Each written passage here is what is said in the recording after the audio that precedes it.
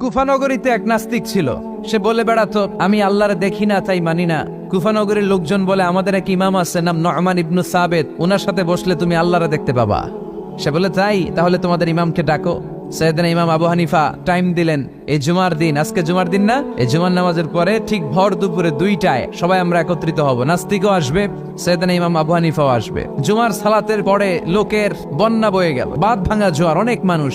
নাস্তিক এসেছে, লক্ষ লক্ষ লোক এসেছে, আসে নাই ইমাম আবু হানিফা। আসে না আধা ঘন্টা, 1 ঘন্টা, 2 ঘন্টা পরে আসছে। নাস্তিক বলে, এই তোমাদের ইমাম যার কোনো সময়ের জ্ঞানই নাই, এর সাথে কিসের তর্ক? সাইয়েদনা ইমাম আবু হানিফা বলে, ইনদি উযর, আমার ওজর আছে। কি ওজর? সাইয়েদনা ইমাম আবু হানিফা বলেন, আমি ঘর থেকে বের হয়ে আসার পথে একটা নদী পার হয়ে আসতে হয়। আজকে এসে দেখি নদীর মধ্যে কোনো মানুষ টানুষ নাই, নৌকা নাই, মাঝি নাই, কিচ্ছু নাই। তো হঠাৎ দেখলাম পাশে বিশাল বড় একটা গাছ। এই গাছটা এমনি এমনি 2 ভাগ হয়ে গেল। হঠাৎ গাছ থেকে এমনি এমনি লম্বা তক্তা হয়ে গেল। এমনি এমনি তক্তাগুলো জোড়া লেগে